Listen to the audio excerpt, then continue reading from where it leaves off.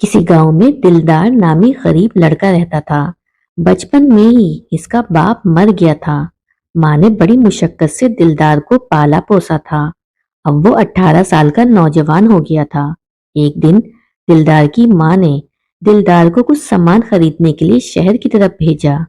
इस मुल्क का रिवाज था कि वहाँ की शहजादी और इसकी सहेलियां जब बाजार में निकलती तो इनके पर्दे के लिए बाजार बंद कर दिए जाते थे।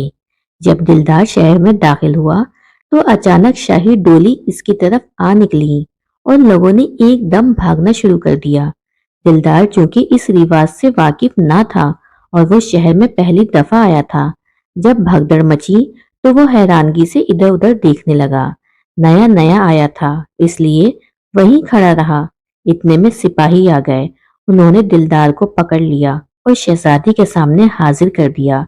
शहजादी ने इसे भोला भाला और सीधा साधा देहाती समझ के छोड़ दिया। दिलदार ने जो कीमती लिबास में हसीन शहजादी को देखा तो वो हैरान रह गया और घर आके माँ से बोला कि वो शहजादी से शादी करेगा। इसकी माँ ये बात सुन के बहुत डरी, मगर जब इसका बेटा किसी तरह ना माना तो बादशाह के पास गई और बोली, मेरा बेटा तुम्हारी बेटी से शादी करना चाहता है। बादशाह बहुत रहम दिल था।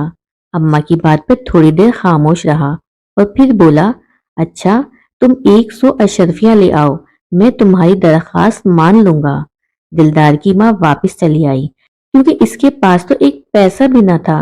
वो 100 अशरफियां कहाँ से लाती, मगर बादशाह की शर्त पूरी करनी थी।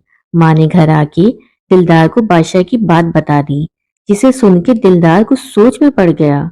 2 दिन बाद दिलदार माँ से चंद दिन का वादा करके घर से चल दिया। रास्ते में इसे एक बुढ़िया मिली। दिलदार ने इसे सलाम किया। वो बोली, बेटा कहाँ जा रहे हो? दिलदार ने सारी बात बुढ़िया से कह दी। बुढ़िया सुन के हंसी और अपनी झोली से एक पोटली निकाल के बोली, लो, इसे बादशाह के पास ले जाओ। दिलदार सीधा बादशाह के पास गया और पोटली इनके कदमों में डाल दी। बादशाह ने इसे उठा के देखा तो इसमें अशरफियां थीं। जब गिनती की तो पूरी 100 अशरफियां निकली। बादशाह बहुत हैरान हुआ कि गरीब आदमी के पास 100 अशरफियां कहाँ से आ गईं। बादशाह ने कुछ सोच के दिलदार के आगे अपनी दूसरी शर्त रख दी और कहा, अगर तुम 100 ऊंट ले आए जो एक ही उम्र के और एक ही रंग के होए तो इस शर्त के पूरी होने पे मैं शहजादी के साथ तुम्हारी शादी कर दूंगा। दिलदार फिर उसी जगह पहुंचा जहां इसे बुढ़िया मिली थी। थोड़ी देर बाद वो बुढ़िया सचमुच आ गई। दिलदार ने फिर इसे तमाम हाल सुनाया। बुढ़िया ने दिलदार को साथ लिया और बोली कि मेरे पास एक ऊंट है, मैं वो तुम्हें दे देती हूँ, तुम उसे लेके सीधा बादशाह के पास चले जाओ।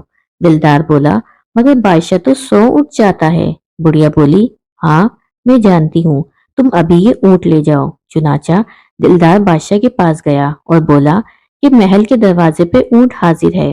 बादशाह बाहर निकला तो वहां सचमुच 100 ऊंट खड़े थे। सबके रंग और कद बराबर नजर आ रहे थे। बादशाह बहुत हैरान हुआ। वो इसकी अभी और आजमाइश करना चाहता था। बादशाह ने दिलदार से कहा कि तुमने मेरी 2 शर्तें तो पूरी कर दी हैं, अब तीसरी शर्त भी पूरी कर दो ताकि मैं शहजादी के साथ तुम्हारी शादी कर दूं। और वो शर्त ये है कि कोई ऐसी बात करो जो किसी ने पहले ना सुनी हो और ना देखी हो। दिलदार ये सुन के बहुत गमगीन और उदास हो गया क्योंकि इसे तो कोई ऐसी बात नहीं आती थी। आखिर वो कुछ सोच के फिर उसी जगह वापस आया जहां वो बुढ़िया रहती थी, मगर इस दफा बुढ़िया वहां मौजूद ना थी। इसने बहुत इंतजार किया और जब मायूस हो गया तो इसकी तलाश में चल पड़ा। चलते चलते एक घने जंगल में पहुंच गया। उस जंगल में एक जादूगर और जादूगरनी रहते थे। जादूगरनी ने जंगल में एक लड़के को देखा तो सोचा कि मेरा खावंद इसे मार देगा, मगर इसकी भोली सूरत जादूगरनी को बहुत पसंद आई। इसके पास कोई बेटा ना था। वो सोचने लगी, क्यों ना इसे बेटा बना लूं। ये सोच के वो दिलदार को अपने खाविंद के पास ले गई। जादूगर ने भी इसे अपना बेटा बना लिया और इसे जादू सिखाने लगा। एक दिन दिलदार ने जादूगर से कहा, मैं जरा गांव जाता हूँ, वहां एक मेरी बूढ़ी माँ रहती है, इससे मिलके मैं बहुत जल्द वापस आ जाऊंगा। ये बात सुन के जादूगर को बहुत गुस्सा आया, लेकिन चूंकि इसे बेटा कह चुका था इसलिए वो चुप रहा। अलबत्ता ये कह दिया कि बेटा गांव में जादूगर की बात ना करना वरना पछताओगे। دلدار خوشی خوشی گھر میں آیا اور اپنی ماں سے ملا۔ اس دن گاؤں میں میلہ لگا ہوا تھا، وہاں اسے ایک فقیر ملا۔ دلدار نے فقیر سے پوچھا کہ تم میلے میں کیا لینے آئے ہو؟ فقیر بولا، مانگنے کھانے کے لیے۔ دلدار بولا، اچھا ایک کام کرو، میں جادو کے زور سے دمبا بنتا ہوں، تم مجھے 50-60 روپے میں بیچ دینا، لیکن میرے گلے میں رسی نہ ڈالنا، تھوڑی دیر بعد میں پھر اصلی صورت میں واپس آ جاؤں گا۔ ادھر اتفاق سے جادوگر بھی اسی میلے میں آ نکلا۔ اس نے فقیر سے پوچھا کہ یہ دمبا کتنے میں دو گے؟ فقیر نے کہا 60 روپے میں۔ دمبے کی آنکھوں میں آنسو آ گئے، لیکن فقیر کو معلوم نہ تھا کہ دمبے کا خریدار اس کا استاد ہے۔ اس نے روپے لے کے دمبا اس کے حوالے کر دیا۔ جادوگر نے دلدار کے گلے میں رسی ڈالی اور اسے گھر لے آیا اور جادوگرنی سے بولا، میں نے اسے منع کیا تھا لیکن یہ باز نہیں آیا، اب تم اس کی حالت دیکھنا، تم اندر جاؤ، کلہاڑی اور چھری لے آؤ۔ جادوگرنی اندر چلی گئی، کلہاڑی اور چھری کو چھپا دیا، واپس آ کے جادوگر سے بولی، مجھے نہیں معلوم چھری اور کلہاڑی کہاں ہیں۔ آخر جادوگر خود اندر چلا گیا اور جادوگرنی نے چھپائی ہوئی چھری نکال کے دلدار کے گلے سے رسی کاٹ دی اور اس سے کہا کہ بھاگ جاؤ، نہیں تو ابھی مارے جاؤ گے۔ دلدار جھٹ کبوتر بن کے اڑ گیا۔ جادوگر باہر نکلا تو اس نے دیکھا کہ دمبا نہیں ہے۔ جادوگرنی بولی کہ وہ تو کبوتر بن کے اڑ گیا۔ ادھر جادوگر بھی باز بن کے اس کے پیچھے چل پڑا۔ کبوتر آگے تھا اور باز اس کے پیچھے۔ دونوں پرندے اڑتے ہوئے شہزادی کے محل کے پاس پہنچ گئے۔ شہزادی چھت پہ بیٹھی کچھ بن رہی تھی۔ جب باز کبوتر پہ جھپٹا تو وہ کبوتر شہزادی پہ آ گرا اور اس کے گلے کا ہار بن گیا۔ باز نیچے اترا اور فقیر بن کے بادشاہ سے کہا کہ مجھے اپنی بیٹی کے گلے کا ہار دے دو، میں بہت غریب ہوں، مجھے وہ ہار بہت پسند ہے۔ بادشاہ بولا، میری بیٹی کے گلے میں ہار کہاں؟ فقیر بولا، وہ ہار شہزادی صاحبہ کے گلے میں ابھی بھی چمک رہا ہے۔ ادھر دلدار اصلی شکل میں شہزادی کے سامنے کھڑا تھا۔ اس نے شہزادی کلثوم سے کہا، جب بادشاہ تم سے ہار مانگے تو تم کہنا کہ اپنی تمام رعایا کو ایک جگہ اکٹھی کیجیے، میں تب وہ ہار دوں گی۔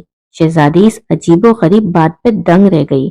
بادشاہ شہزادی کے پاس آیا اور بولا، بیٹی یہ ہار مجھے دے دو، ایک فقیر نے مانگا ہے۔ شہزادی بولی، ابا جان پہلے ملک کے تمام لوگوں کو بلوائیے اور ان سب کو میدان میں جمع کیجیے، تب میں یہ ہار دوں گی۔ چنانچہ بادشاہ نے منادی کرا دی۔ اگلے روز سب لوگ ایک میدان میں جمع ہونے لگے۔ جب تمام لوگ آ چکے تو شہزادی نے وہ ہار گلے سے اتار کے کھڑکی سے نیچے پھینک دیا۔ ہار دانا دانا ہو کے بکھر گیا۔ وہ فقیر جھٹ مرغا بن کے انہیں چگنے لگا، لیکن ایک دانا بل میں جا پڑا۔ دراصل وہی اصلی دانا تھا جس میں دلدار چھپا ہوا تھا۔